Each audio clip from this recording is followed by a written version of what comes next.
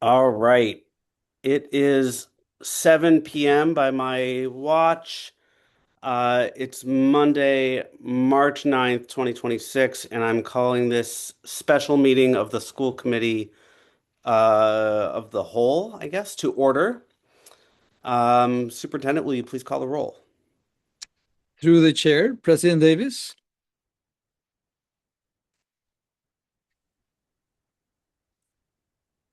Member Piton, Here. Member Lippens, Here. Member Aldrich,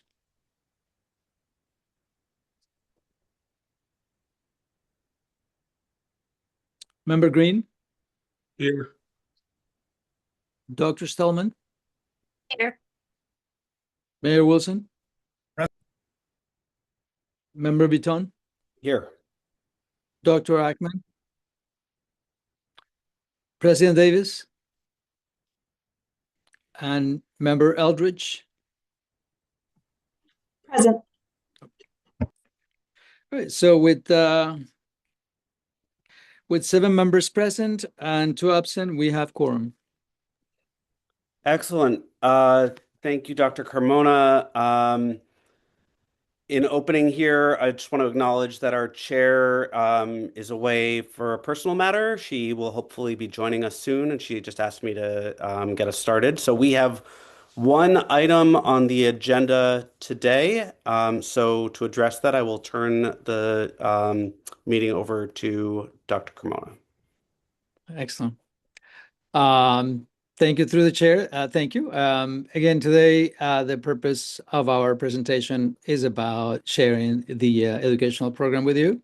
I know that the space summary also will be discussed as part of the 2 items that we're asking you to vote on. So with no further ado, I'm going to start sharing my screen and go through that. So here we go. I have hundreds of things on my, can you see my screen? We can see your screen. We can see now the presentation is coming up. Yep. Okay, so it caught me in the wrong place. Okay, here we are. So good evening, everyone. As you know, today our presentation is about the educational program overview. With that, I'm gonna continue with the proposed plan for today. So as you know, this is part of module 3, which I believe is part of the feasibility phase. So on this module, we actually will be presenting the preliminary design program that has 2 documents. One is the educational program and the space summary. And I believe Rob will be talking about the space summary soon after me. And I also believe that we'll have a space and time for some questions and discussions around this. So one of the things that I wanted to highlight is that the way we got here was through a very extensive conversation through multiple stakeholders. So once the OPM and the design team were in place, they kind of map out what are some of the things that we needed to have in place as we build this conceptual understanding of what we needed to do as a team. As you know, we visited different locations. We collaborated with educators. We collaborated with all different stakeholders in our city. We also formed something called the ELT, the Educational Leadership Team, and that group was actually in charge of engaging in this process, these inquiries, and these conversations around what does it look like to have a building for the future of Somerville. And as I said, we visited some locations, and after some of these visits, I was really inspired from the feedback that I got from members of the team. The other thing is that we engaged with the community. As you know, we have multiple coffee hours, and also we had the visioning session, which again, for me, that was a very good eye-opener. We got out of that process multiple ideas, and ideas that actually fit really well within the vision that we have in our strategic plan. So that document actually was a document that was put together by the design team, and it's a document that has been shared with you as well. So now let's get into the actual document, educational program has major criteria and categories. So as you see here, there are several of them that I will be getting into each one of them. But we also have other components that actually required to be completed by the entire team at central office. As you see here, part of the components have to do with instruction, they have to do with setup, they have to do with mainly the meat and potatoes of the work that we do in the schools. As you can see, this is information and content that is not all in one place, but it's in multiple locations. It's a specialty that comes from each of the departments. And so those conversations and those back and forth have resulted in the document that you have seen before and that you hopefully were able to review over the weekend. Okay, so the other thing I wanted to highlight for you is kind of the main trends that are coming within the actual educational program. One of those is the innovation charter that came from the actual Winter Hill School. That has been their designation and is one that has been in place for many years, but that in conversation with the Department of Ed is also a place and a source of creativity that can be leveraged given the fact that we have that designation already in place. So that's one of the things that came through the vision in session as well. There was a lot of comments about making sure that some of that remain in place. We also have a concept that actually has evolved a little bit. Originally, when we talked about a unified pre-K through a model, we talked about the two traditional clusters, which is pre-K through 5 and then pre-K through 5 and then 6 through 8. And then in different conversations, there was feedback around making sure that we create more specific clusters that are developmentally appropriate for all kids, especially the early childhood one that is always something that we account for, but not with the level of degree in which we included in this model. The other piece that actually was very clear from the community, and again, that is aligned with some of the conversations that we have had throughout the district, is this piece around integration with second language acquisition as well as special education. And so the thing that is really exciting about this one is that it's not only an intentional design on the programmatic part, but also on the structural part of how we build the space. So on that, I would probably let Bob, when we get to that part of the design piece, share a little bit of how that configuration informs some of this thinking. But again, this was actually a very strong component that showed up in multiple places. Also, hands-on learning was something that I understood to be a strong emphasis across the board. It also was part of the innovation charter that the Winter Hill has, and also is something that was in the works through the school improvement plan at the Winter Hill School, and also is something that, as you know, the Healy is a school that has actually pioneered some of the work around hands-on learning, and I know most of the principals are really interested in duplicating some of that work. So I am assuming that this has a spillover effect on the work that we're doing for the new building. The other piece is, as you know, Summerville is Summerville. There is this strong affinity to green spaces and community spaces. Especially, you will see that when we have the conversation about how to integrate SFLC, how to integrate the different structures that allow for multiple uses. And, hopefully we learn from the mistakes that we made at the high school in terms of creating spaces that allows us to separate the access to the school and keeps the communities in a contained space that is safe and provides more sustainability. So these are some of the areas around the specific trends that I found in the document that I share with you. The other piece is this idea of vertical alignment that is possible often given the schedule that you have, as well as the structural design. The collaboration in flexible spaces, again, is also something that often we do after the fact. Being able to actually plan in advance for this and have the space be a companion in that process is really something meaningful that is really exciting as well. As you know, there is an intent to be more driven by science, and so this is also another piece that has been discussed throughout the district. Shared Media Center, that's also another piece that will be incorporated in pretty much every classroom as well as in combined spaces. So that's a benefit that has been discussed clearly with both the community as well as the design team.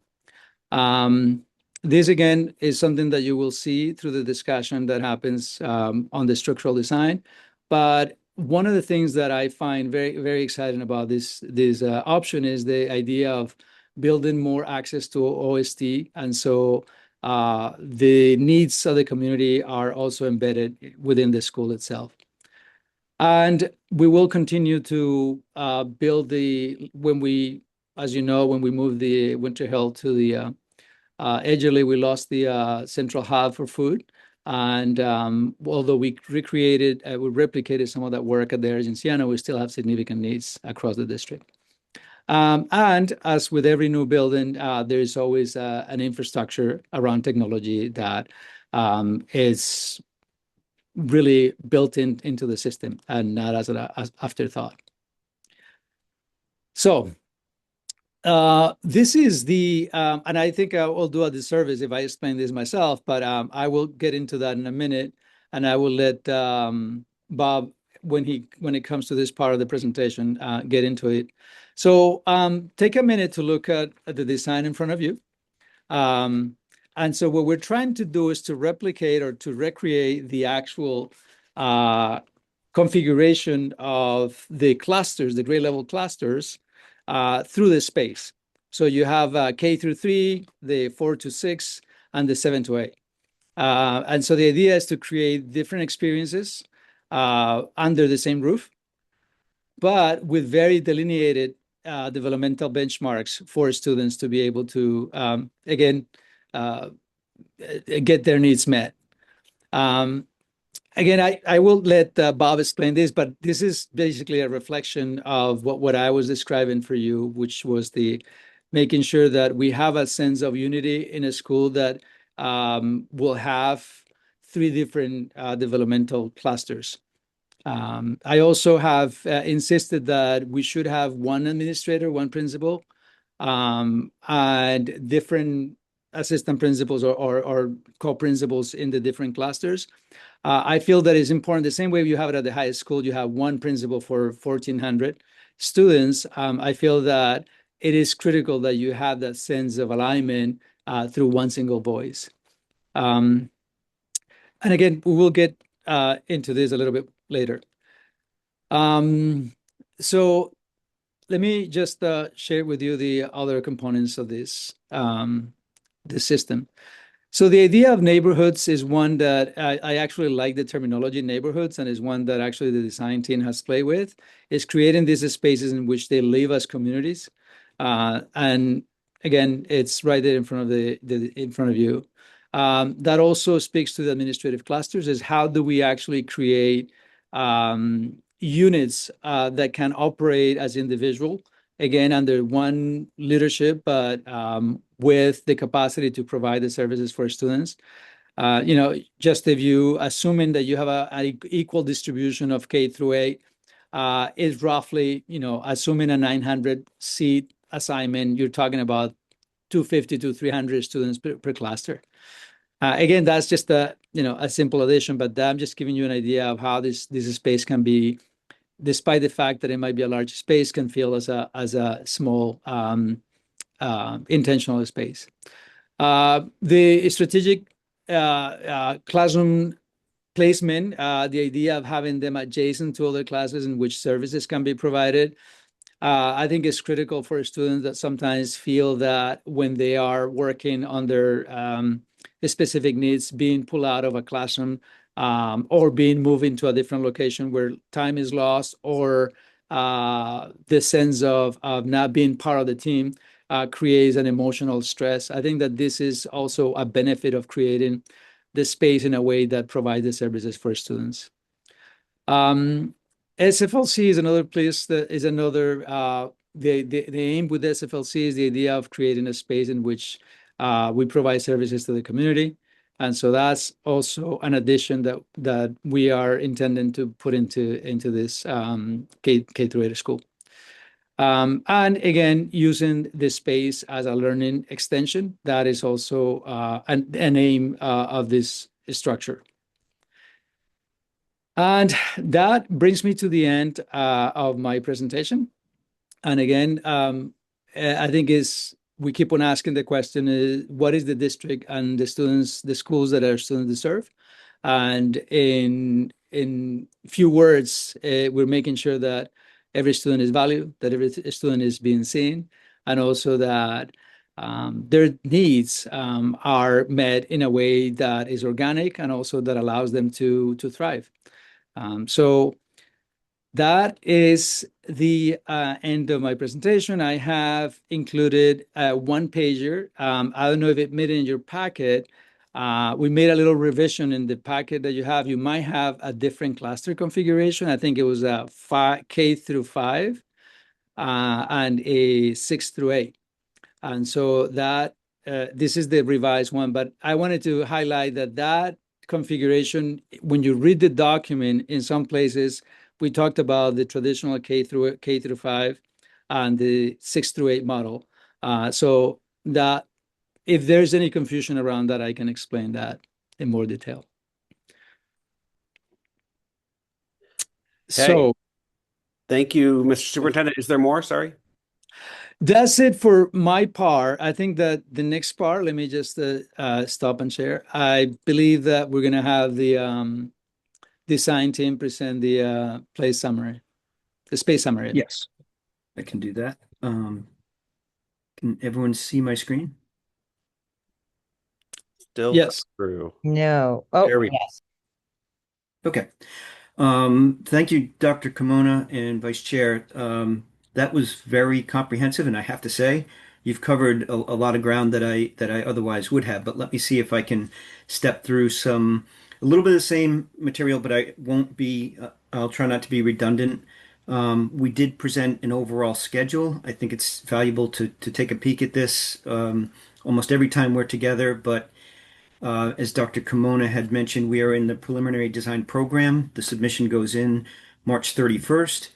The three key documents of this submission are the vision, which Dr. Kimona talked about and fed directly into the educational program.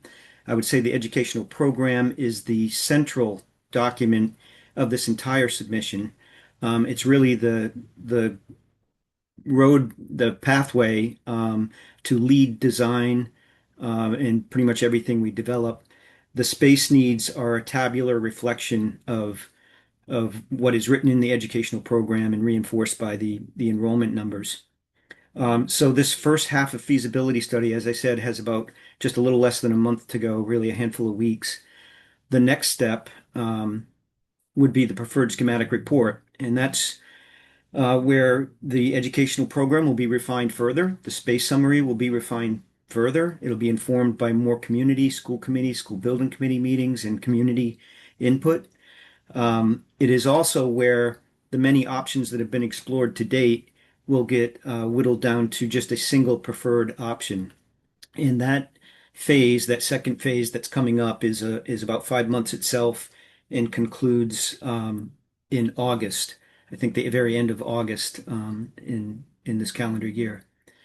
Following that, that one preferred option is developed robustly in a schematic design, substantial enough to put a full project budget to and take to voters and to get the MSBA to lock in their budget and funding agreement with the city.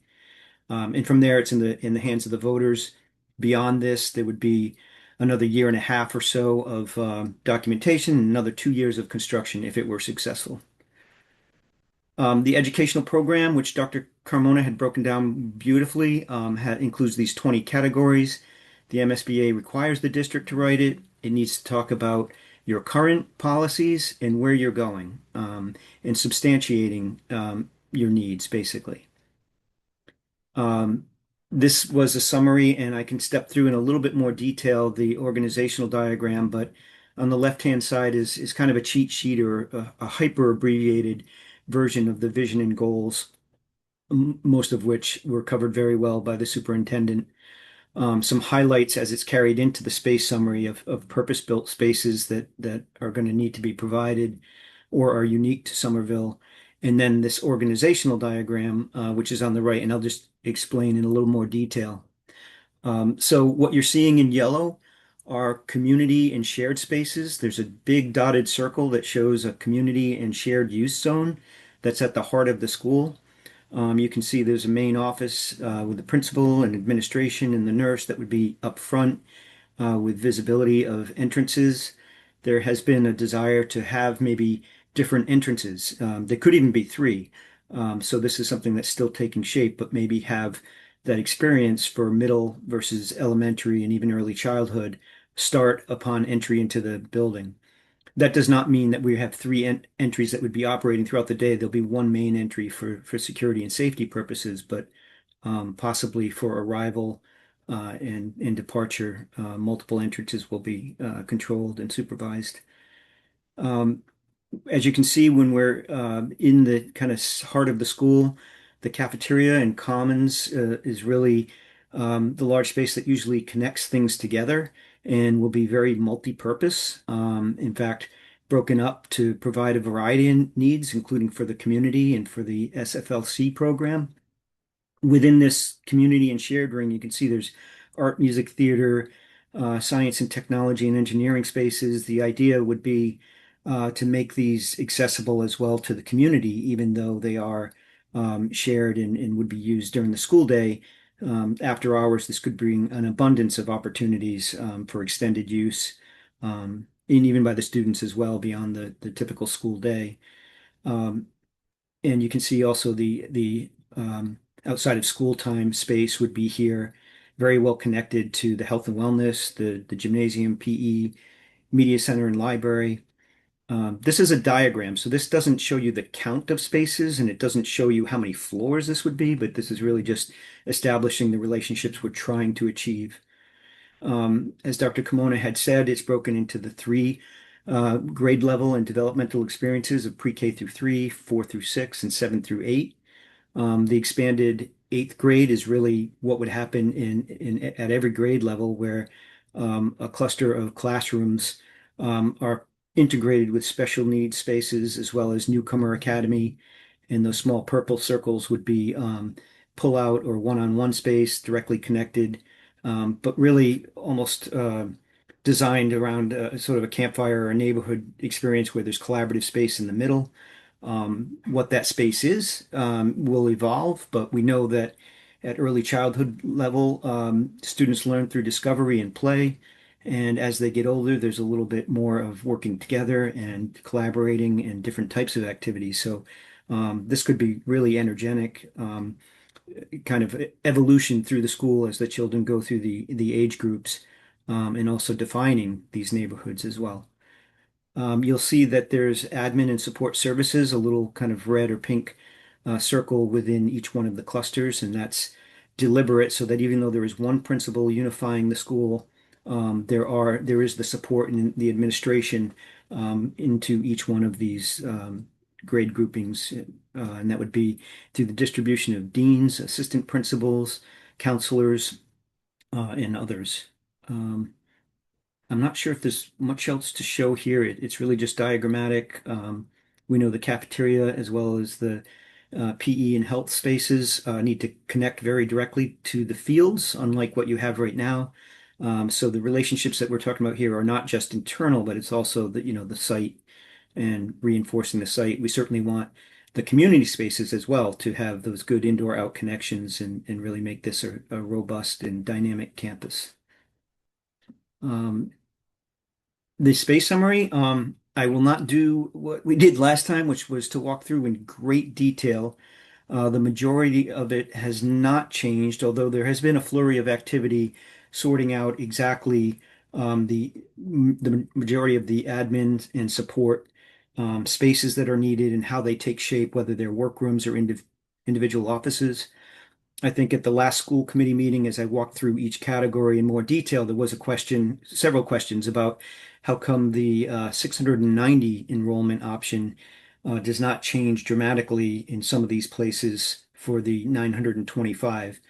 And the educational leadership team, myself, spent time talking about that and re-reviewing and re-questioning what we needed. And some of that is because it's driven by not always the enrollment, but by the structure of the school. The three um, developmental experiences results in a certain number of offices and a distribution.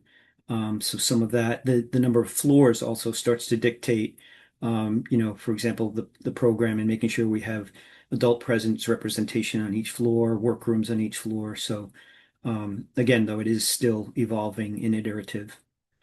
Um, so the special education, you can see I've flagged in bright yellow. Everyone should have received this full spreadsheet, which even at 11 by 17 is a little difficult to read, but has all the detail. I've flagged the three areas here where there was the most change.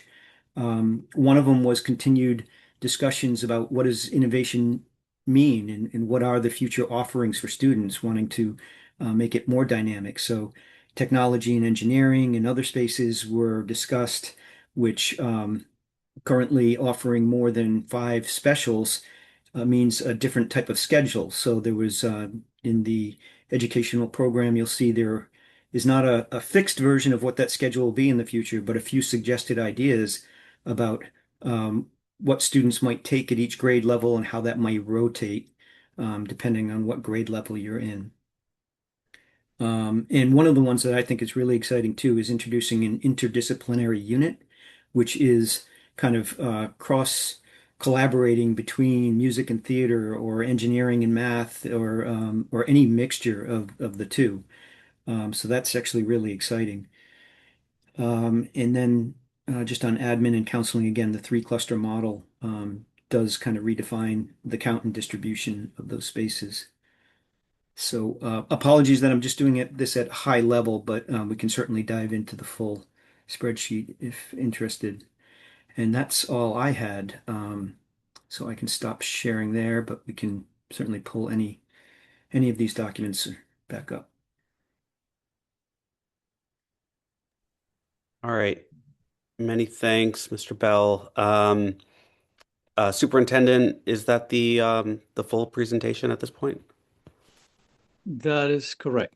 Okay, great. And I see we have Mr. Raish here. Appreciate you joining us tonight, and some other members of the team. Uh, what we'll do at this point is I will recognize folks to ask questions, and we will go back and forth. So just use the raise hand feature, and we'll get started.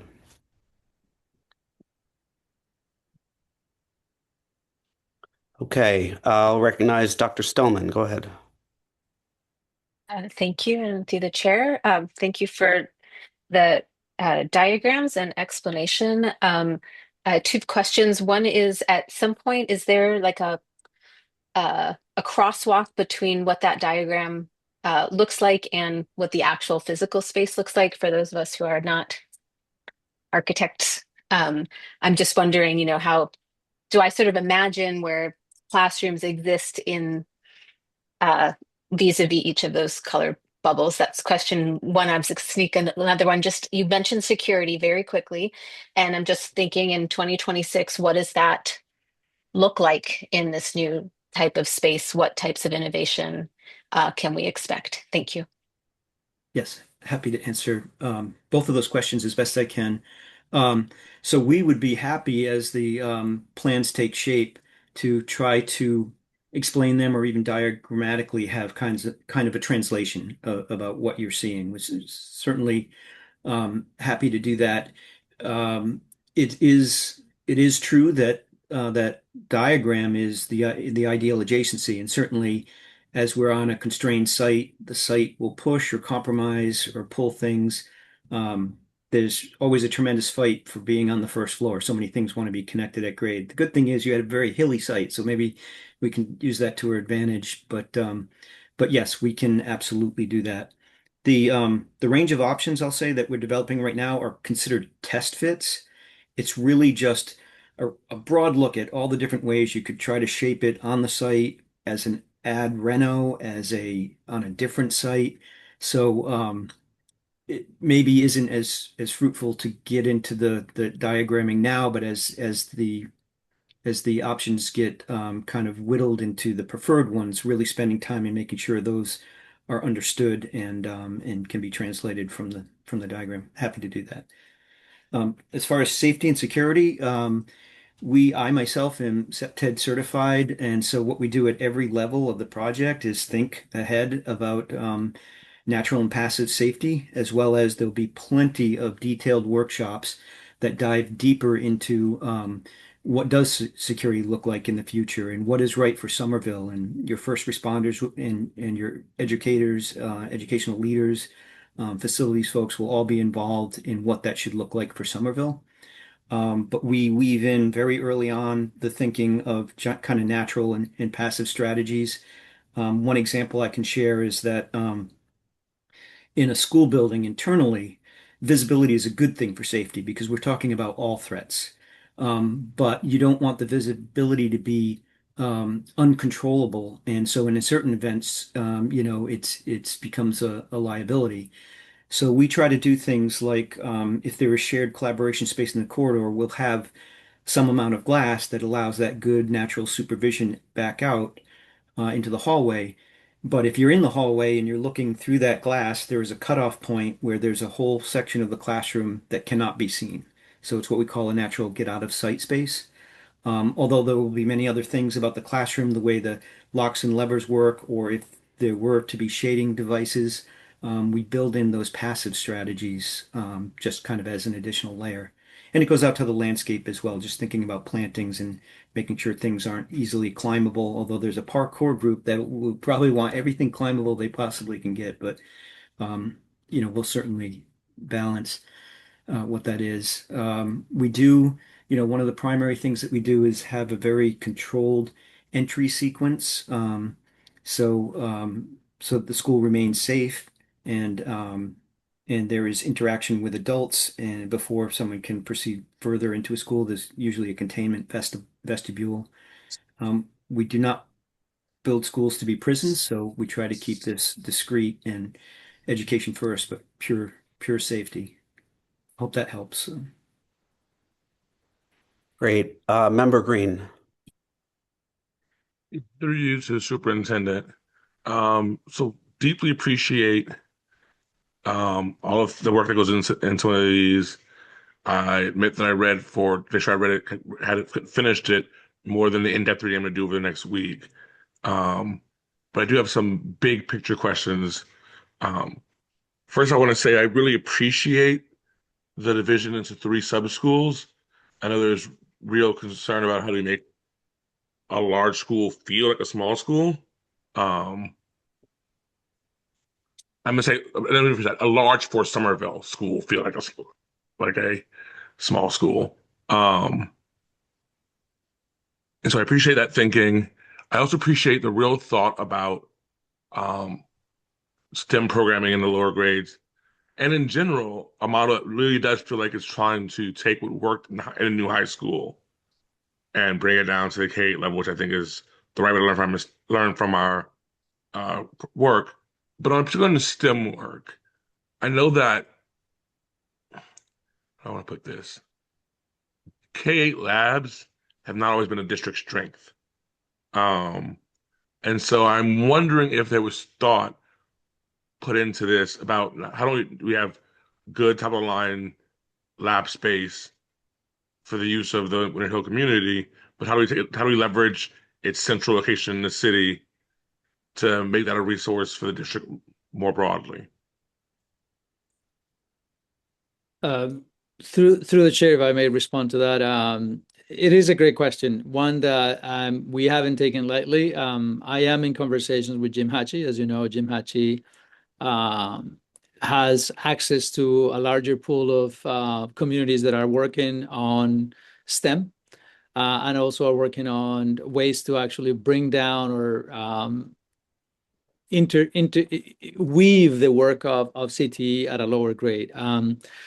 I know that in my conversations with him, that if you do not see that flash out in our document yet, is because that's an area that has taken us longer than anticipated. He's collaborating with other schools, and he's looking at models that could allow us to build more STEM that has a pathway to CTE at the high school. So in my ideal world, you have access to, you create an option of CTE at the middle school that actually has a trajectory or a pathway to the high school. So we are looking at different alternatives. But since it's a little bit of a complicated question because it requires the middle grade experience, the K through 8, more on the middle grade experience, is something that we are just testing some ideas. So that is part of an addition that we'll put on the second read because that hasn't been finalized yet. And I just thought the other piece around that is that I do think that you said that we don't have that good traction or that good track of a science or lab experience. I know that through our new curriculum when you walk in some places, you can see that science is being integrated with literacy in many places, or the experience that you can see at the Healy, in which they are actually testing out multiple science embedded activities within the curriculum. And that's part of actually the interest at this new location, which is building in more science into the work that happens on a daily basis. Just real quick to clarify. Yeah, go ahead. When I say it's not necessarily district strength, I don't mean the programming, I mean our facilities. Like, I know we've had struggles historically with the lab maintenance at the Healy and other schools. But, I think the program is top notch. That's why I'm really excited to see us finally having labs worthy of the programming.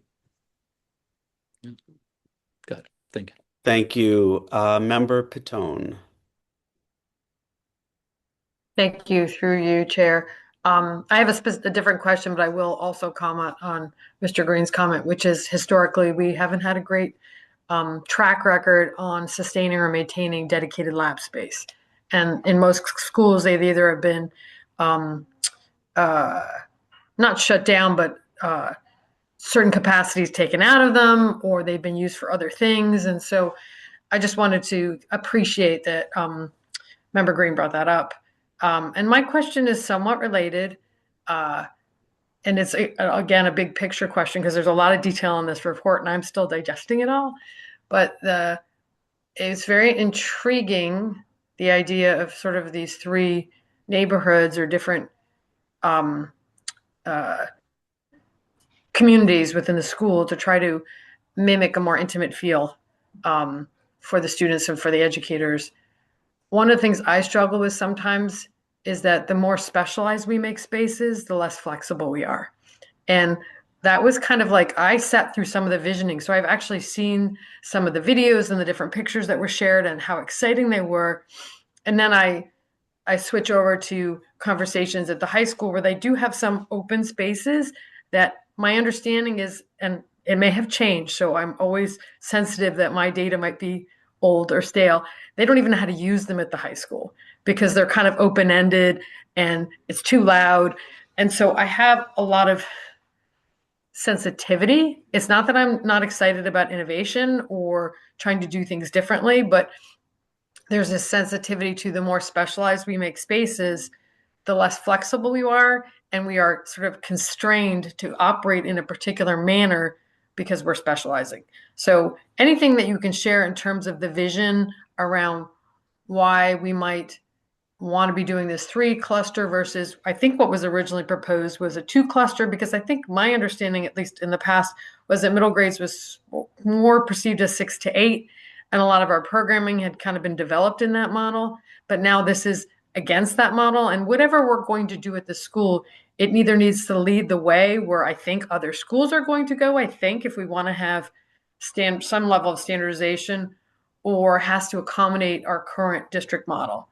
So that's a lot, and I will just leave it at that. And again, this stuff is really interesting and I'm excited. So I hope none of this comes across as negative. It's just curiosity. Through the chair, it is an excellent question. And let me share with you that's why originally when we conceived the two clusters was regular pre-K through 5 and 6 through 8. That's how we always have done it. Is that right? I think that part of the visioning process and part of the feedback we got from also the early childhood team in our district was, we always don't think about early childhood as a really a unit in itself, and it's always an afterthought. I thought, what a creative idea just to have a place where you can actually have a designated structure that really supports the developmental needs of little ones. I have been in schools in which we were lucky that we had the early childhood in a floor and then the other grade levels in different floors, and it lives as a different entities. And so that designation can be as flexible or as contrived as we can think of. I do agree, though, the point that you made about specialization often also comes with some challenges. And so those are the things that we'll have to basically discuss. What are the trade-offs if this option is viable? Because I think that it might be also more costly. Is that right? To create 3 different clusters might be something that can be cost forbidden. But I think that if you're asking us and the community for vision for something that can be really not developmentally appropriate, I feel that addressed that question. And yet, I think that this is one place where we actually went back and forth trying to figure it out what's the best configuration for our students. But great point. And I think the answer is going to come through the community as well, the community conversation. All right. I see Member Lippens. Go ahead. Thank you through your chair. The level of detail in this is really amazing. And this kind of goes along with Ms. Patone's comment about the structure, the K through 3, 4 through 6, and 7 through 8. I actually, as I was reading the educational program, I actually thought it fit really nicely with the way that you wrote in the proposed coaches and the coaching model to really think about tier 1 instruction and strengthening instructional practices. And that would actually fit in really nicely with the structure that you have current. So I just wanted to make note of that. And then my very specific question, which is about the document itself, and I don't know if this is the place, or are we just doing bigger? No, you can ask. Oh, okay. So where it says proposed social emotional learning and multi-tiered systems of support, it said that coaching structures will support tier 1 implementation, but that's a very different thing from academic coaching. So when you're talking about strengthening classroom management, culturally responsive instruction, SEL integration, and academic content, those are actually that's very different from what your proposed coaching model is. So I didn't know if you wanted to speak to that, because coaches are, if you have an academic coach, that's very different from classroom management. So Yeah. I'm maybe that was not I don't know. I'm trying to remember what section. I will have to open the document here, but I don't Page have it in front of me. 33, and I said it was very specific and perhaps not appropriate for this meeting, so I apologize. I'll have to look at that. I think one of the challenges, and actually this is a question that has come up as we are trying to, again, my intent is to strengthen tier 1 by having investing on tier 1. One of the challenges that has come up in the past has been, what is the kind of coach that we have? Can the coaches have strengths around second language acquisition, special education, social emotional needs? And I always have contend that if you don't know how to establish a relationship with a student, if you don't know how to actually establish the conditions for learning through a relation with a student, I think that the content is secondary. And so I don't know if there was an attempt to respond to that perspective, but I have to look at it. And I do not know I don't think we said we're going to have coaches, we're going to hire coaches for the social emotional piece. We have some folks in the district that actually respond to the crisis needs in the district. and they actually provide some coaching through that, but it's not intentionally a coaching design. So I'll have a better response when I review it again.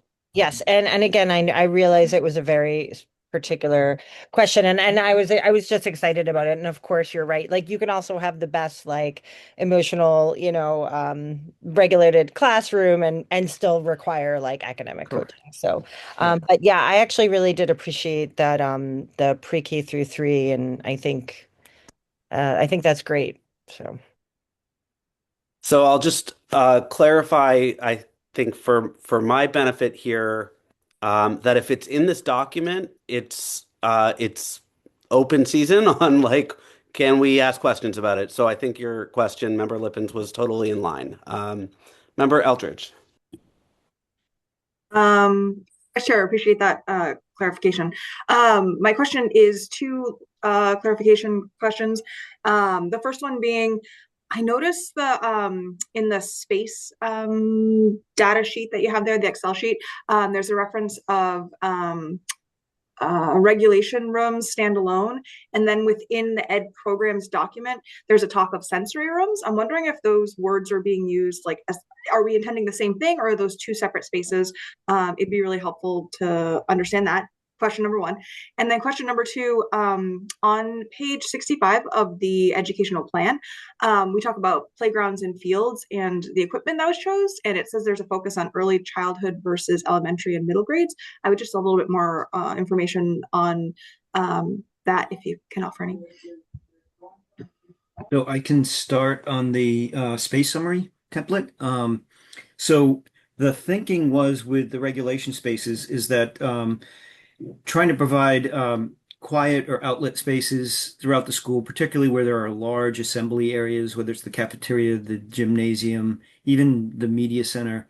So we wanted to disperse throughout the school a place where a student that was feeling overwhelmed could kind of have that sort of relief and get out of the noise and the traffic flow or whatever.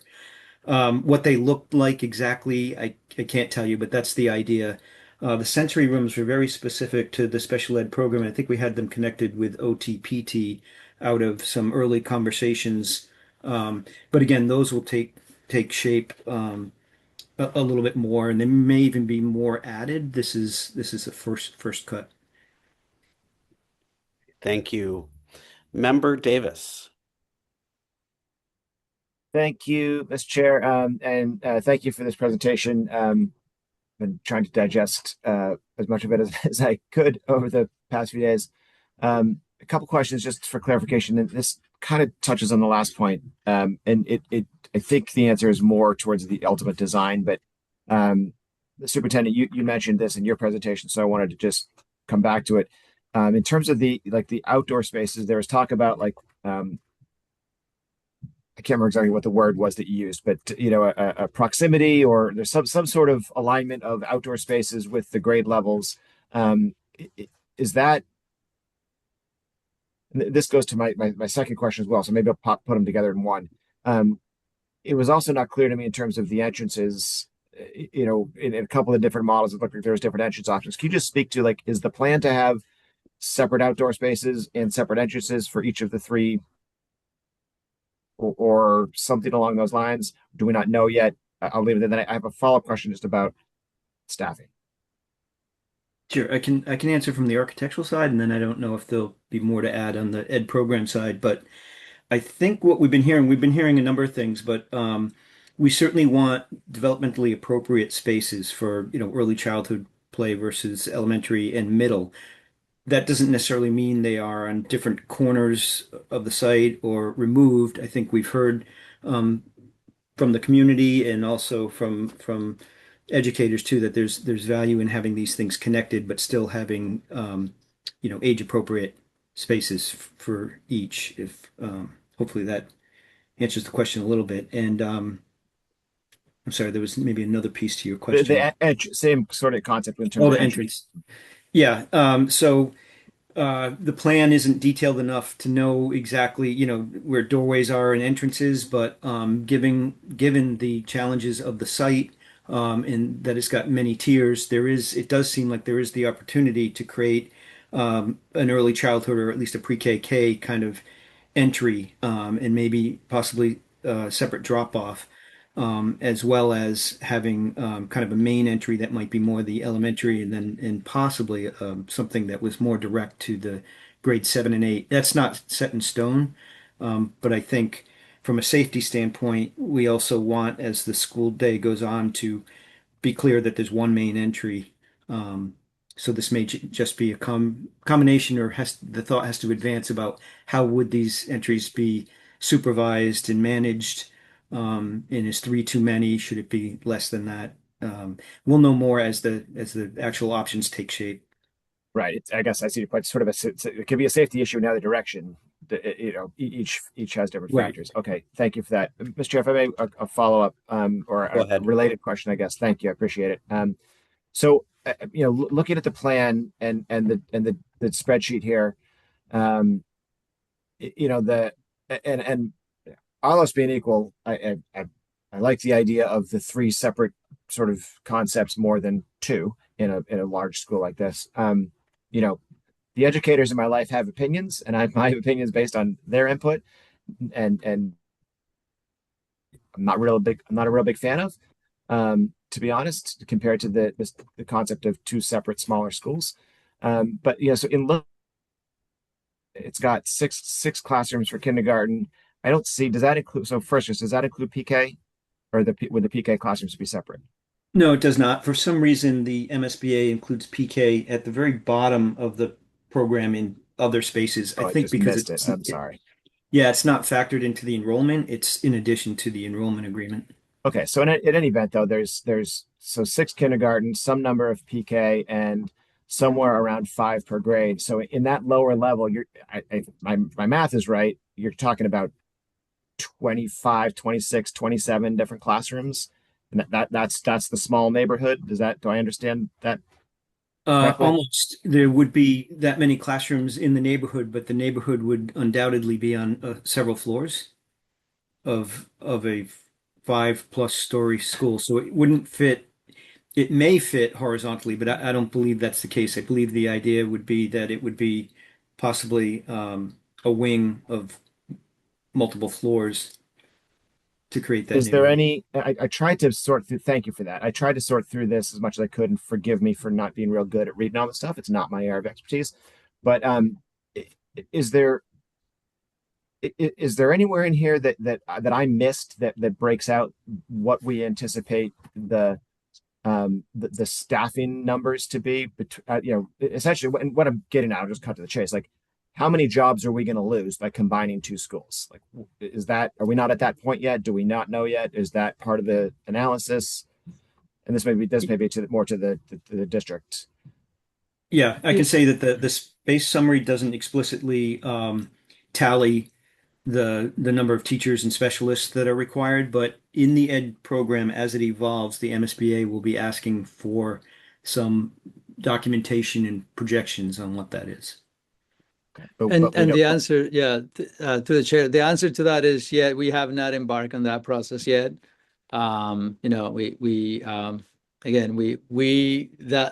still have to meet with teams at the different schools just to make sure that we also understand what are some of the visions that they have around some of the things that we're proposing. So that conversation, those iterations of the conversations around division, as well as the nitty-gritty of configuration, that's going to come later. Okay, so to make sure I understand, so we're looking at making a decision based on being comfortable that a 27, 28 classroom neighborhood is going to address the issues of kids who have sensory concerns, that they're going to leverage what do we call them, the break rooms, and we still don't know how many jobs we're gonna this. I get it. I'm like the guy that doesn't have a clue what he's talking about, other than listen to my mother, listen to my sister, listen to my wife, who all are experts in this area. That doesn't make me one by any stretch. So I fully acknowledge that. It just feels to me like this is a big decision to make with an argument that doesn't feel to me like it holds water with data that we still don't have, that we really ought to know before we move forward. So that's just because we're looking at these numbers, I wanted to say that now so that if somebody can give me an answer and get me comfortable, great. I'd be stoked to move on, but I still got a lot of questions in that regard. Thank you Yeah. for that. I'll stop there and appreciate the indulgence, Mr. Chair. Well, I don't know if I could make you feel fully comfortable, but I can maybe lean in that direction with some part of the answer. When you talk about 25 classrooms and how they would be, the diagram is deliberate in that they would be broken into grade level neighborhoods. So the idea is not to have 25 classrooms, for example, in a row, but to have these smaller clusters of 5 plus some special ed and newcomer academy mixed in, um, and to not have to travel through grades to get to your neighborhood. It would be what we're striving for. So it does. So it is not that large, looming, or overwhelming. Can I just follow up on that, Mr. Chair? Because I think that to me that sounds contrary to what we saw with the Venn diagram, and there were sort of 3 neighborhoods with 3 separate administrative support, and one of those was pre-K through 3. But now, so if we're supposed to understand, and Mr. Superintendent, I'm going back to your answer the other night that are we moving away from a neighborhood school model? And I mean, clearly the answer is objectively yes, because when you talk about neighborhoods where people actually live, this is a different concept. I understand that, but which is the neighborhood? Is it the one group of pre-K through 5 with administrative and support for all of those grades, or is it separate neighborhoods within that have their own administrative support? Like what you just explained doesn't align with the Venn diagram, and so I'm just confused. Might I share my screen again? Is that okay? That's okay by me, please.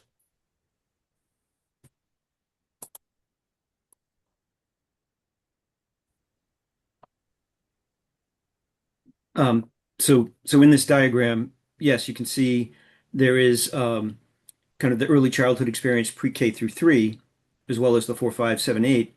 But each one of these grades, each of the K, the 1, 2, and 3, this is what we're calling a neighborhood. So a certain number of classrooms for each one of those grades. It's kind of a smaller experience within the pre-K 3 experience, if that makes sense. Through you, Mr. Chair, okay, is it that separate grades will be on separate floors, so pre-K through 1 will be on one floor, or is it that of the 5 third grade classes, 2 will be in one neighborhood and 2 will be in the other? I didn't see that in the document, and I'm not clear on what the proposal here is. As was mentioned earlier, the diagram is kind of the ideal. The site will dictate whether things are multi-floors to define the pre-K 3 experience, or how many floors. We will also develop iterations. So, if the desire is to have it all on one floor and define it in that manner, then that's something we would look at as well. So the study of options, the detail of the options will kind of help flush out the direction that's preferred. Thank you. Member Davis, I'm going to Yep. ask if you have further questions on this point to circle around in queue. And also just for my colleagues and also for members of the public, I am meaning no disrespect to Councilor Davis by calling him Member Davis in this respect. He is a member of the school committee by virtue of his presidency of the city council, as is Mayor Wilson. So I'll be addressing him as Member Wilson. I appreciate not being called president when you're the presiding officer, sir. So no offense taken at all. Thank you. All right. So I see there's a couple hands that have already gone. I'm going to recognize myself for a quick question, and then we'll go through a second round. So my question is around, pull up my notes. So we've been using these numbers, and I'd hoped to see in the educational plan a little more explanation of it. And I unfortunately I'm still a little confused. So we have the 690 and the 925 seats, and these are not the number of students, right? This is what we've been sort of told that some uses require more space, and that is appropriate and good, but 690 seats does not mean 690 students, and 925 seats does not mean 925 students. So I'm wondering if we can get a little bit of clarity around the actual projections or number of students that we expect to be served by the school as submitted in the design and as the educational program sort of dictates in these two scenarios. Is that something that we have at least a ballpark on today, Mr. Superintendent? Yeah, through the chair. So I think if you look at, as of today, if you look at the numbers, you're talking about 600 and change. It could be 610, 650, 600 and, let me say 600, 600, and yeah, probably 620. As of today, we have lost 140 students out of the district, but that's usually typical as to this time of the year for different reasons. So the geopolitical reasons actually have, changed the concentration of a particular subset of our population that has left the district. And that's across the entire district, right? Say it again? And that's across the entire district, is that correct? Correct. That's across the entire district. So, all things being equal, you're talking about just as of today, 607 students probably, if you were to combine both facilities. And if you have the potential of having another, 100 to 150 kids, that's depending on where those numbers that have been lost. So I think that at any point in time, when you look at those 600 or 615 students, you have to have enough capacity for close to 700 to 750 spaces.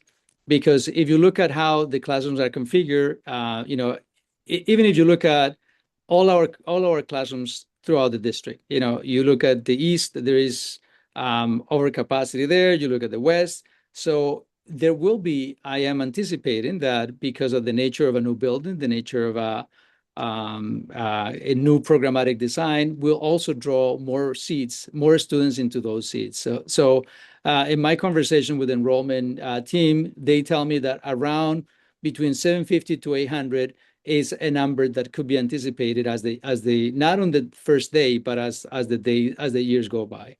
So I think that the challenge when I hear that the number between the seats, the specific seats, and the students is actually, there is a discrepancy between those two numbers. But it's the similar thing that happens at the highest school. Is that right? We have 1,400 students for a building that was set up for 1,500. And as it is right now, I am hearing that we have a lot of need for more capacity at the high school. So I think that we're playing with projected numbers. We're playing with classroom sizes. And so overall, I think that it is a safe bet to say that having more capacity for the number of students that we have is just the most prudent thing to do. Especially knowing that we have had some changes in our population.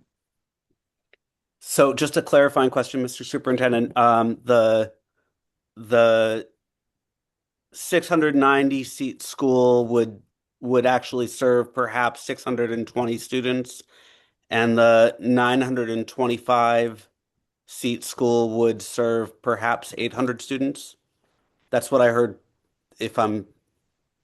Maybe I'm being overly specific, but I'm just trying to understand how. No, so when I talked to my enrollment team, they said, if you're talking about the 600 or let's say the 620, you might have to have enough capacity for 750, space enough for those numbers, because again, we have overcapacity in different places. If you also lower some of those numbers because of enrollment, you are going to need to be able to alleviate some of the challenges that we have in other buildings. So, so again, we need the space for the students in the district. And so I think that saying that just going with 690 is not going to fulfill the needs of the district as it is. So, Okay. And then can you speak to the upper number, the 925? Was I correct in the 800 number for that ballpark? about 800 to 850. Okay. All right. That's helpful. Thank you. Member Patone. Thank you through the chair. To the superintendent and the design team. I have lots of questions, but one in particular is about the common spaces. And I think when we spoke about it in the first kind of preview from our previous meeting, there was some conversation or consideration around, is it going to having one gymnasium going to be sufficient? Is having one very, very large cafeteria really going to be what's needed for this population of students? I tried to look through and kind of search through and see what I could find about lunches, and there wasn't a lot of specificity. So, I know that the overall vision is to meet and include students, meet them where they are and include them. However, I'm feeling with that many students, possibly I'm seeing a challenge associated with being able to schedule lunches and not have them at 10 a.m. At the same time, very, very large spaces, even if we do a really good job with acoustics, can be incredibly challenging for certain students, but we also don't want them eating in their classroom and being isolated. So I know there's not specific designs that have been developed. I understand that, but there's not a lot in here about that vision, about at least for me, and maybe I just haven't read it in detail enough, and I apologize, about how we're going to manage common spaces in such a way to accommodate a large population and accommodate complex and differing needs. I can answer. The iteration of the educational program in the next phase will have intentionally an architectural response to pretty much everything. So it'll go the next step and talk about how the cafeteria, for example, is to be shaped so that it can cater to sensory sensitive students, for example. So if I use the cafeteria as an example, the MSBA gives us a very large cafeteria that would be 2 seatings, and I've said this, I guess, that would never happen because it would be too large of a volume of students at any one time. But there is value in taking advantage of the space that they would give us so that it can help support the SFLC and other programs where they won't give us square footage, though they won't fund it anyway. So the plan is to utilize space in that way. We have experience developing, again, sticking with cafeterias, a number of them that have scaled portions of them that are also then very useful throughout the day as alternative multi-purpose type space or for the community and for after hours. So we feel confident. We've seen a number of different versions of that, some where there's actually a quiet cafeteria space, which is a room, but that can also be stigmatizing. So there are lines between that we can certainly test and tease out. So not all of that shows up exactly now, but that is the intent. We are looking at the current and the hypothetical schedule of specials to make sure that we're calculating correctly exactly how many stations or types of rooms you need, how big your gymnasium needs to be. And in that case, we also understand there's community value there. So the MSBA gives you one full-size gym at this grade level, but we're also companioning that with the adaptive PE so that we can get a larger gymnasium that is more flexible even for the future, but also for the community. Those are some example spaces, but I don't know if there's anything else I could speak to specifically. No, may I follow up? Yeah, that's helpful, but it's not in the document. So that's what I'm struggling with is that, we have this very sincere intention to accommodate the differing needs. And I know the document is not going to have all the details in it, but that kind of vision, which you're speaking to, was not there. And that would, I guess, create more confidence for me that we're really going to do what's necessary to accommodate and be flexible. And anyway, so just you gave me more detail that's not in the document that I think that kind of level of detail might be helpful, but I'd have to defer to you. Or Yeah, to and I'm trying to also make clear that it will be. The MSBA does not require that for some reason in this first round, maybe because it's all just feasibility level planning. But they do require that in the next phase that level of detail is provided. Okay, thank you. Member Lippens. Thank you through you, Chair, again. My eyes are currently hurting me because I'm on the that itemized, document with all the line items. And so I'm noticing I raised this point at our last one of our meetings on Tuesday, but where right now currently the Brown School and the Winter Hill Community School have a max of like 2 or 4 spaces for a resource room. And in the proposal, what I think is exciting for me is with both the 625 and then the larger building, it jumps from like 9 common planning spaces to 18 with the larger school. And if you look at both schools had no common area. So I think, again, I want to raise it because it's such an important distinction of how those little cluster spaces will be used. And I was told at the meeting, and by the way, if you look, it's like 9 and 18, and it's labeled as meeting space with classroom clusters. I just want to like point out that that's essentially like the inclusion model where students have classrooms, they're connected in these like little rooms. So if kids need a quiet space, those are all can also be sensory spaces. It could also be where kids are receiving interventions that they need or special services. So I'm raising that because my question, and again, it's just because I'm in a public meeting, I want to make sure that space as we go into more depth and detail with design we're really intentional about how we're going to like use that flexibility of the space. And you answered my question already, but could you answer it again? And if that's Sure. okay. Okay. Yes. So is it somewhat about the discrepancy of 9 to 18?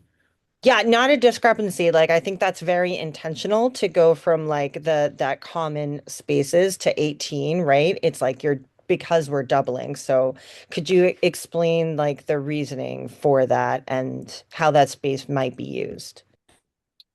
Yes. So what we heard was one for every 2 classrooms, basically. So when we're in the 5 classroom model, that's roughly 2 per grade. That's where we get to 18. In the other model where it's 3, it's actually 3.5 if we include STE spaces. Maybe that needs to uptick, but it was, there wasn't 2 full sets of classrooms. So it's something that can certainly change. But yes, the idea was that those spaces would be useful for general education, but also for like kind of between pull out and push in, where there's space for the specialist to go nested right with the classrooms, and provide those services, as well as additional meeting spaces that would be with the support specialists as well. They have, in some cases, the paraprofessionals have a workroom, but there are meeting rooms intended to be connected to those as well. So there's the ability to bring students to the services, which is full pull-out. And certainly specialist spaces, some of them sized very specifically so there is meeting space within their individual office. So I hope that helps. Yes, and it's more about like just kind of helping folks that aren't looking to like understanding like the potential of that flexibility of having like clusters because right now there's an inclusion model happening, but there's really no common spaces. So I imagine that those services are just happening like in a larger classroom. So it's really important and student centered to have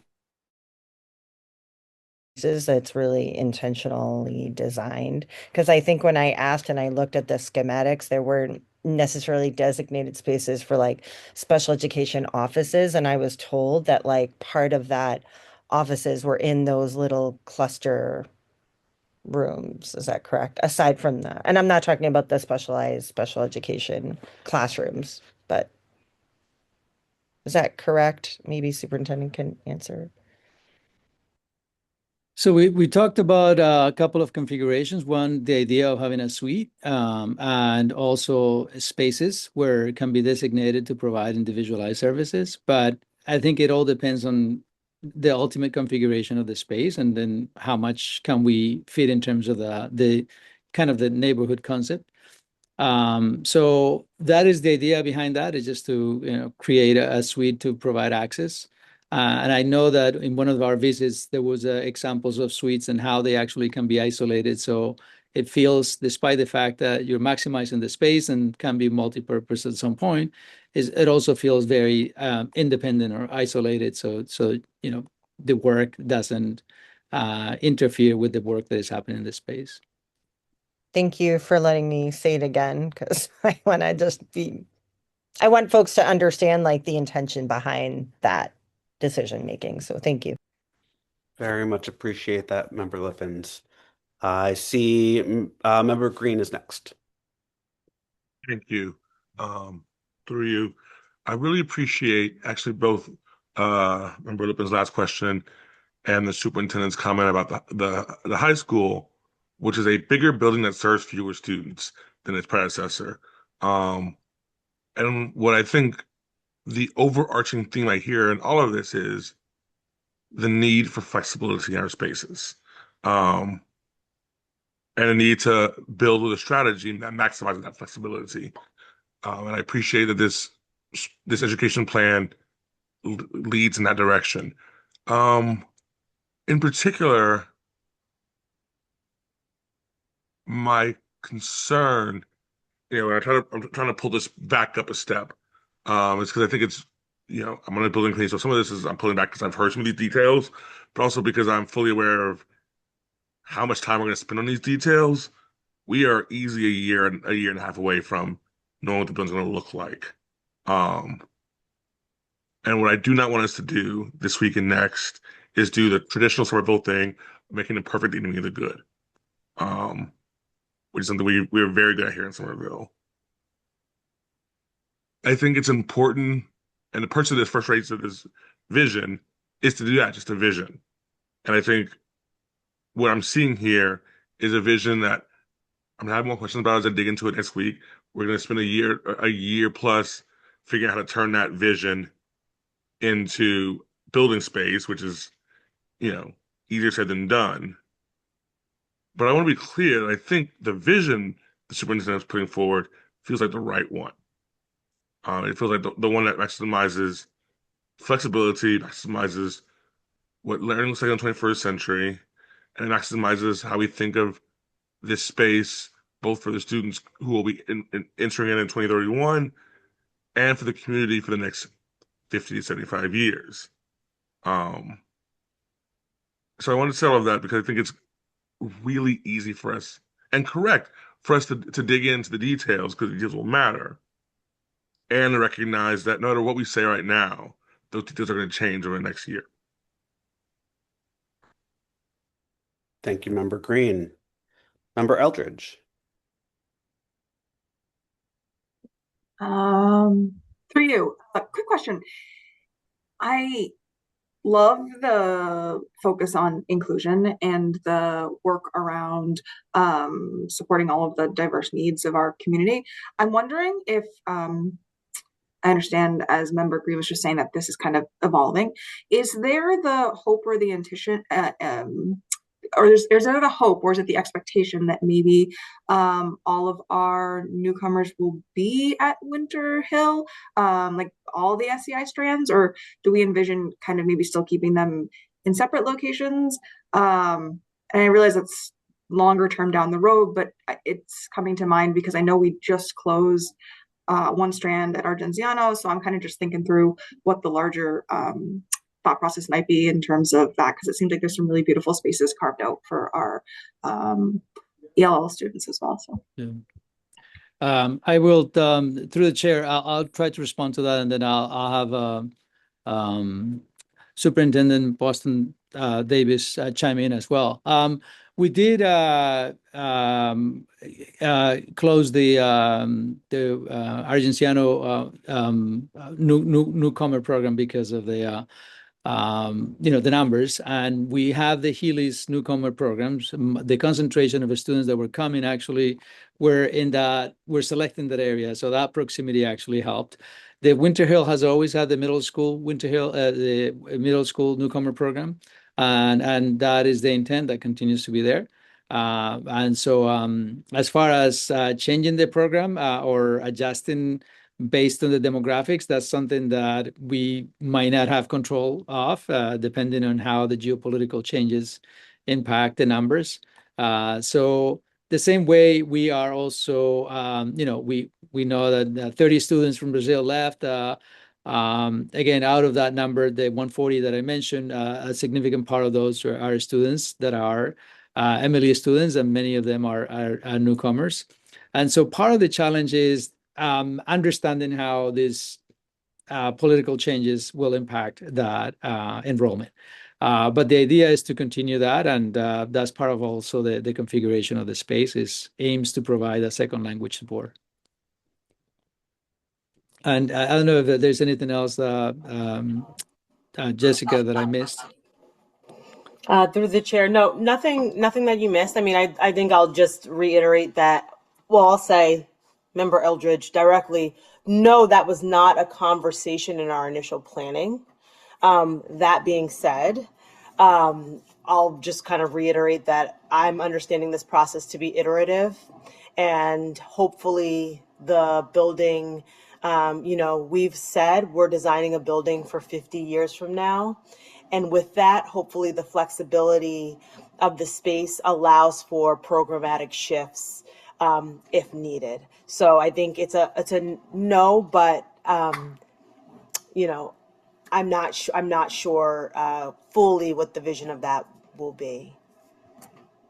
No, that makes sense. And reinforcing the need for having like flexible spaces and stuff, it makes complete sense. I just was purely curious, since it's a big component of this, and I think it's really lovely that we have spaces carved out for a lot of our learners. So I want to acknowledge that Chair Ackman has joined us, so I'm turning the reins over to her. Thank you. It's been a pleasure. Well, thank you for your great work, and I appreciate everyone's grace. I don't know if it was announced, but I have a brand new niece who joined the world today. So I went to meet her and to thank you. And I am caring for her two older siblings. I shouldn't be presumptive about gender identity. I have a brand new nibbling, that's the word we use, who came into the world today. And so I'm taking care of her older siblings and met the tiny baby, which was very, very sweet and very tiny. So thank you for your grace with that. All right, Superintendent Carmona, do you have a response to something before? Oh, okay, hands down. Yes. No, great. no, Okay, fire I'm away. sorry. Yeah, it just I know that Member Eldridge made a reference to flexibility of the space, and I know that Dr. Jessica Boston Davis also made a reference to this kind of the evolving nature of these numbers. One thing that I didn't mention when I was asked the question about the number of seats versus the space, I just want to give a very specific, tangible reference to that. I know that just so you can actually have a more clear picture of what the numbers mean when it comes to seats versus number of students. So just bear with me for a second. The East, that is a comparable side, has 36 sections of pre-K through 8 students, 36 sections, and that's for about 738 students. So the combined Winter Hill and Brown, we're talking about a minimum of 33 K through 8 sections. And that's if we add one pre-K classroom and 8 special education classrooms, you're talking about a similar programming and similar enrollment in terms of size. And so that's why the recommendation from my enrollment team was about, if this, just to play out the numbers of combination, we're going to need 200 more seats. And so that was the number that I gave you earlier. And I know that it sounded a little bit clunky when I shared that, but that's basically the feedback that I got. And I also know that when these numbers were figured out by the MSBA, they use a formula. I think Rich probably will be the better suited person to explain how that formula works. But I just wanted to share with you that this is not, we're using kind of comparable numbers that we have within the system to be able to establish a comparison. But, and I just wanted to highlight what I heard from Dr. Jessica Boston Davis, which was the idea of like that flexibility and also the emerging needs of the district, especially in the specialized populations. Thank you. Thank you. I'm going to, I assume that Member Bitone, having chaired, didn't get to comment much, so I'm going to let him go, and then we'll go Member Green, President Davis, and Member Pitone. Oh, thank you, Dr. Ackman, through you, Chair. So I guess my question is probably best suited to Mr. Raish, but I'll let the superintendent and the city team decide. So my question is whether the educational plan that's before us tonight and will be before us in another week for acceptance is required to address all the options currently under consideration. And I understand we have not, and I think Mayor Wilson has stated publicly this last week that, you know, the city has not yet made a decision, and the school committee is currently evaluating all of the options in front of us before we we settle in on a single option that will be the preferred option. I think I heard those words earlier this evening as well. So I guess I'll just ask the first part of my question, which is this educational plan intended to encompass all of the options that are before us? Rich, do you want me to start that? Yeah, just to say that, yes, your understanding of that is correct. That at this stage in the MSBA program, all the options are still on the table. There are aspects of the submission that we'll be giving to MSBA at the end of this month that we haven't brought to the school committee because it's not really, sort of your mission, right?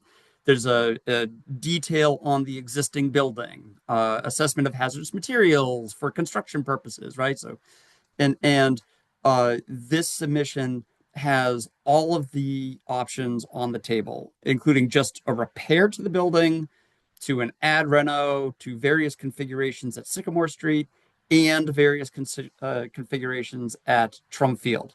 Like all of those things are still on the table for this submission. And so what is before the body is the ed plan that would encompass either the 690 or the 920. And again, those are the MSBA numbers, and the space summary for both of those numbers. And again, the definition of those numbers come from the MSBA, and as Dr. Carmona highlighted, their calculations are slightly different from our calculations, but they are their numbers, and those are the numbers that we live with. And essentially the 690 and 920, they did projections district-wide out into the future because they want to cover themselves for the future, and came up with like 3,155 K-8 students district-wide. They did their calculations on the capacities of all the other schools, the Kennedy, Argenziano, East, West, Healy, and Brown, factored in a 15% sort of contingency in there because year-to-year enrollment changes. And that's how they came up with with the 690 and the 920. It's just that district-wide top line minus all the schools minus the Brown. May I have a follow-up, Chair? Sure. Appreciate it. And thank you, Mr. Raish, through your chair. That was as clear an explanation of the calculation that I've ever heard, so I really appreciate that. I had not understood that before. So I guess the follow-up I have is for the superintendent around the educational plan that's before us tonight.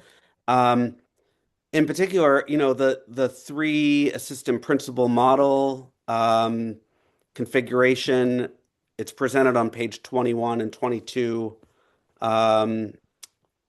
or 22, I should say, of the ed plan.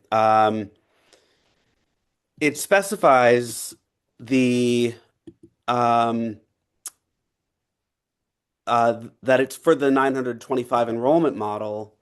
And I was looking for an analogous table specifying for the 690 model because I understood that this document was to include all the options, and just got that confirmed. So thank you. So I guess I'm a little bit confused as to why that isn't included. And if perhaps it is, and it's just there will be a scaled down version. I'm curious, are we going to see more in a revised draft of how that might be differently configured at the 690 scale? And I'll keep it there.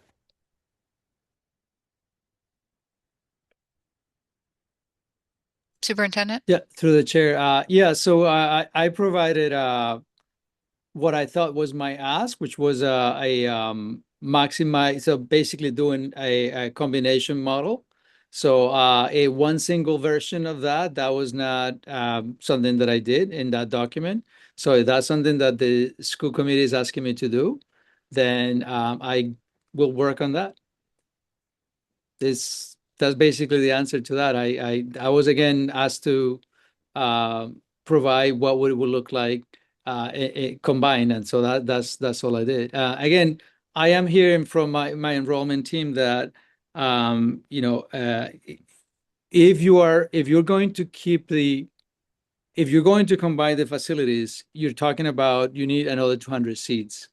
If you are not, and then so am I being asked to provide a one single version of the facility, just one facility moving into the Sycamore Street. Is that what I'm May I doing? clarify, Chair? Sure. And then we're going to wrap up this question. That's fine if you want to just move on and I can get in queue.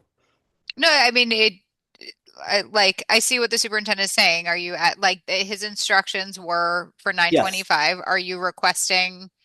So my understanding is that this document is required as part of the MSBA process to include all the options. And I see the mayor has a clarification.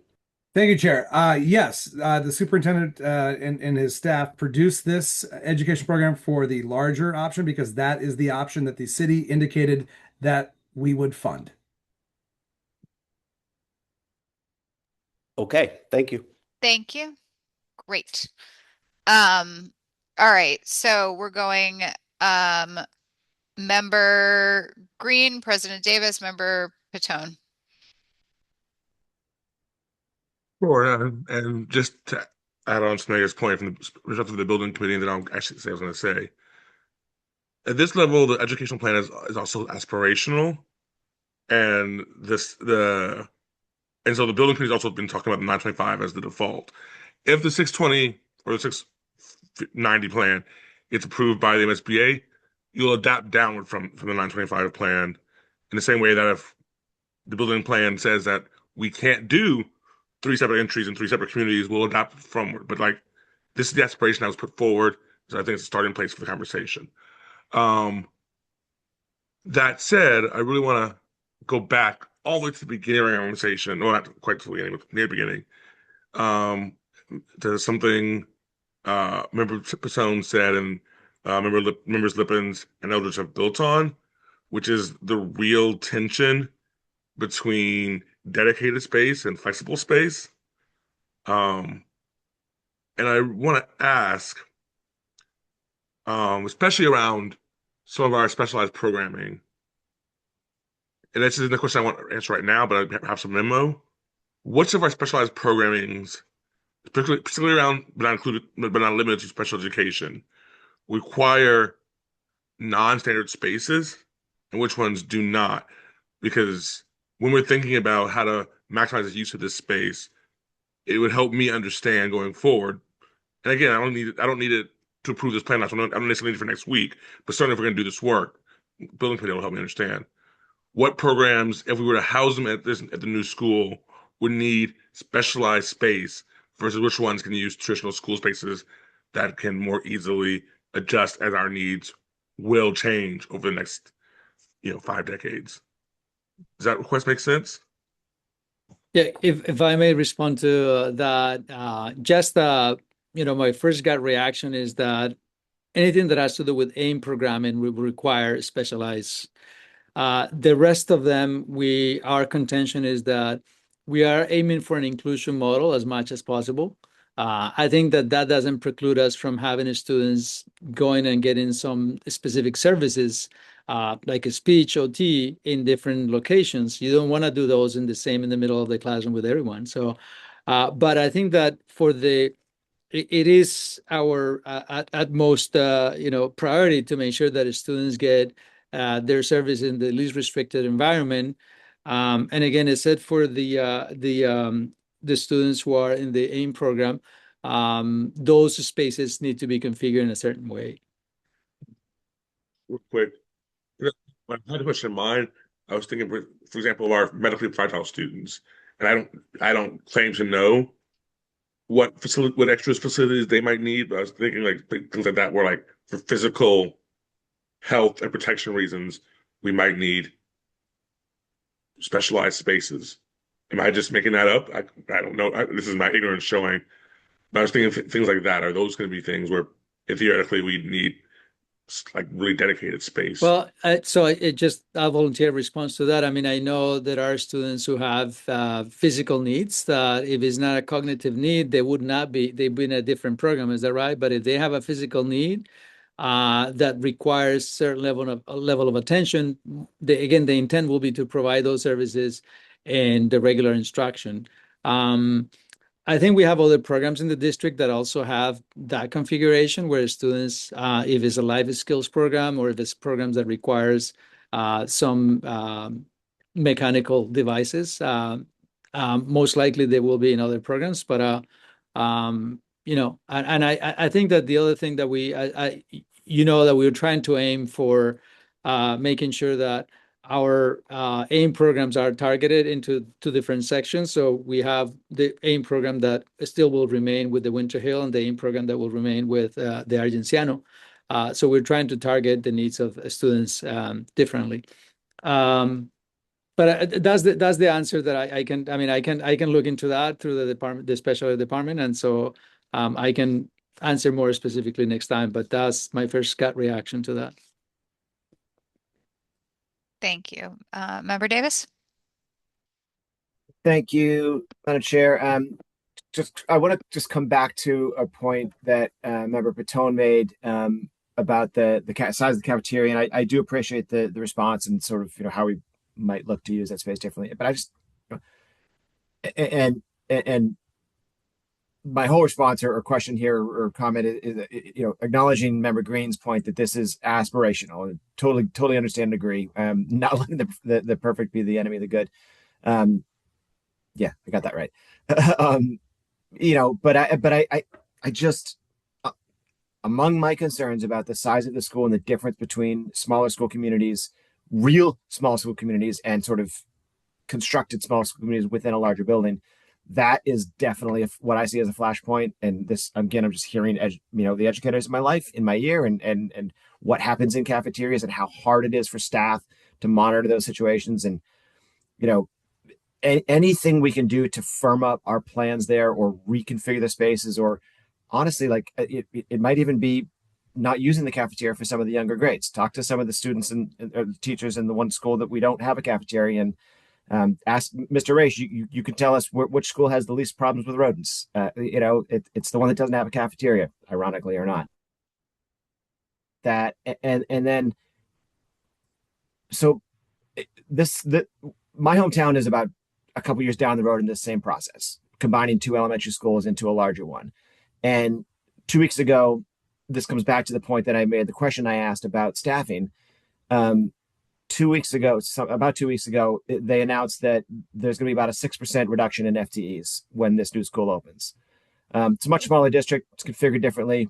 That number might not track or align, but the bulk of those cuts were from special ed and specialists, co-teachers, and interventionists. I'm really not super comfortable moving forward with a combining school plan when we don't have a better sense, or at least we haven't been having a conversation about the likelihood, at least it seems to me, that there's going to be job cuts and what that's going to mean. So I just want to raise that again because I don't see it discussed really in these documents, and I understand they're early, and the answer earlier was that we're going to figure that out down the road, but I want to flag it because I'm seeing in my hometown people be surprised and upset by information that they didn't realize, that they didn't have when decisions were made earlier, and I don't want us to make those mistakes.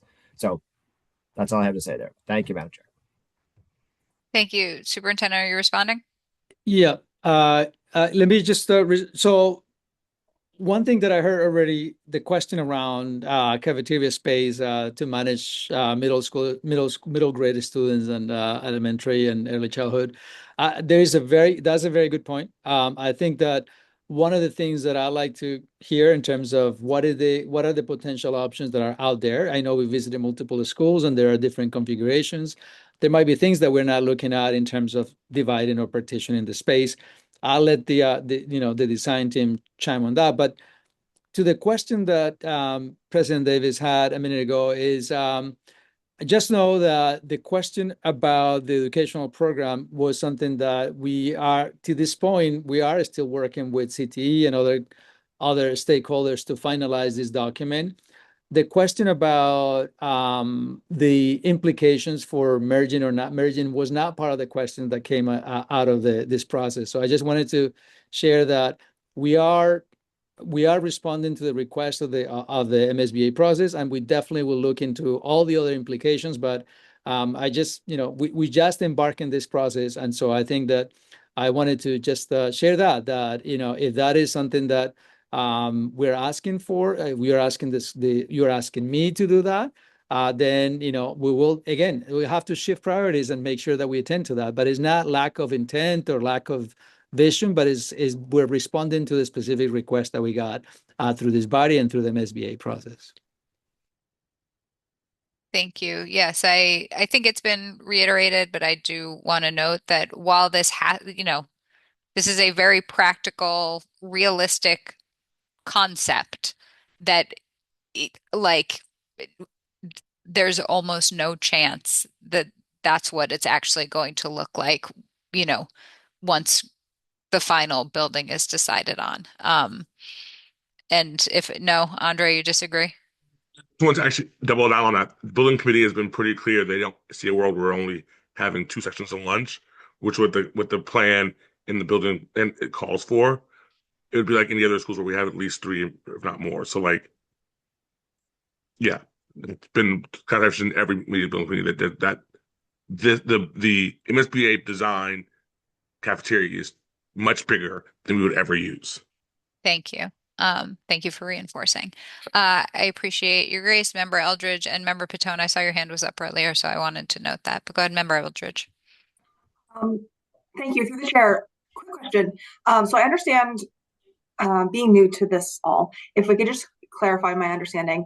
We're presenting 5 options to the MSBA, 1 being a Reno, 1 being a Reno add-on, 1 being TRUM, 1 being 620 or 690, and the other being 920. I'm sorry if I botched those numbers.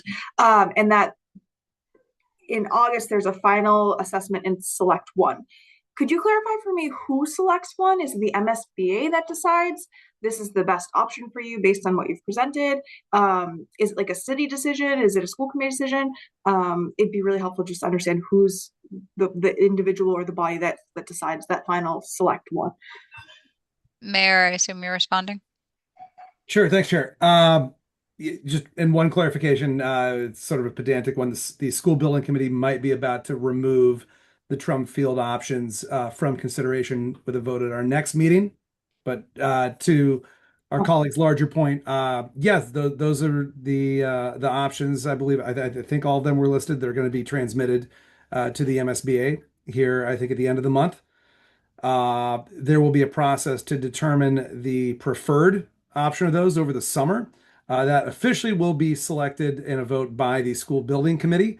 A big factor in that, as mentioned earlier, will be the option that has a commitment of funding from the city. And as I have said all along, it's very important to have the school committee on board with this as well, which is why we're going through this whole process, starting with the educational plan and the space summary at this point. And the summer we'll be taking up here as a body that decision on the preferred schematic design. Thank you. Member Bitton.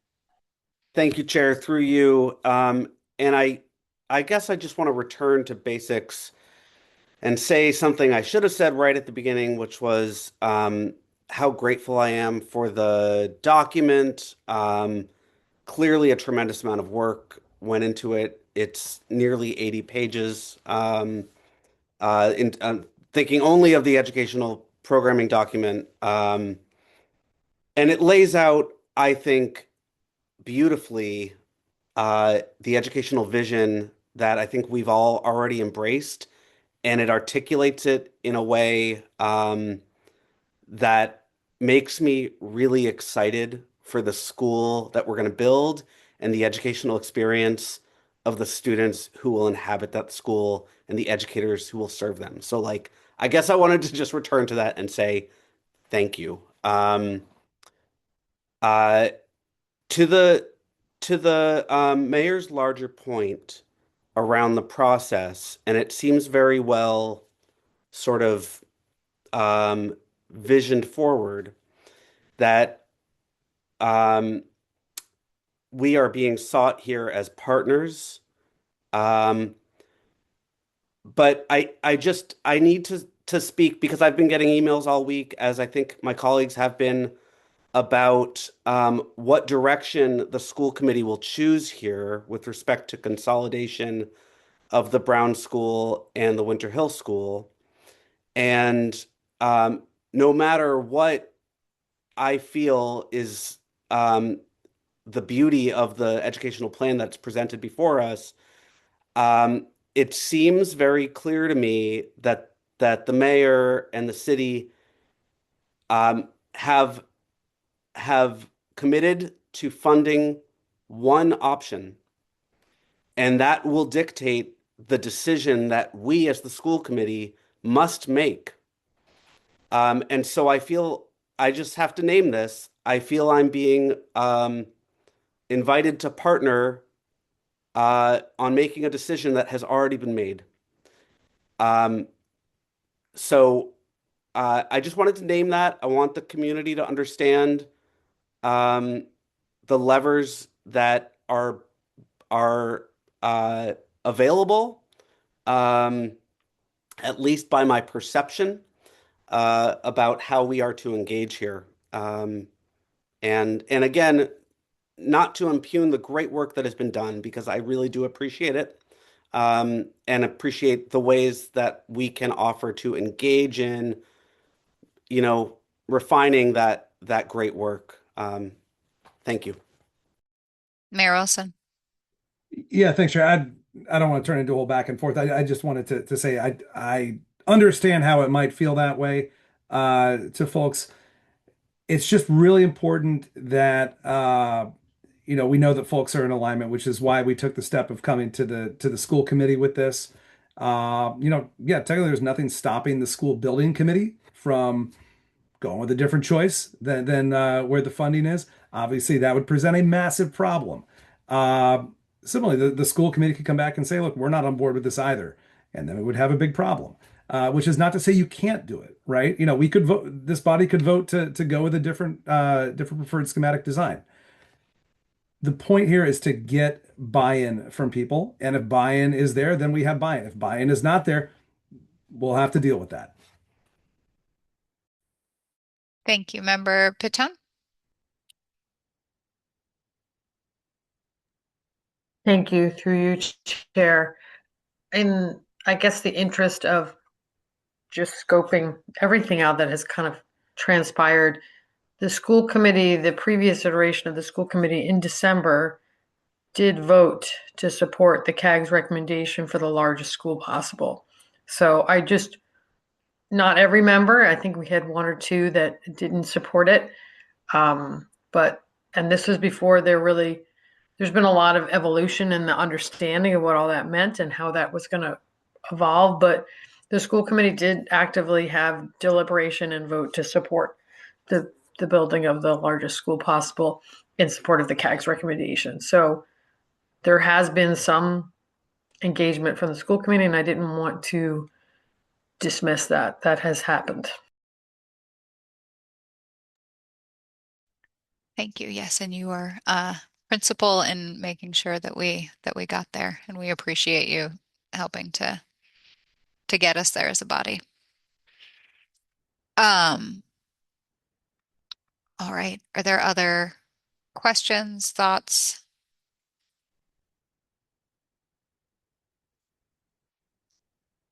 Okay. I really appreciate this dialogue, and it is 8:51. We've been at this, well, y'all have been at this almost 2 hours, and I appreciate it. So I'm going to call this special meeting closed, and we will do a second reading at our meeting a week from tonight in person. Thank you, everyone. Thank you, Chair. Thank you. Good night. Good night.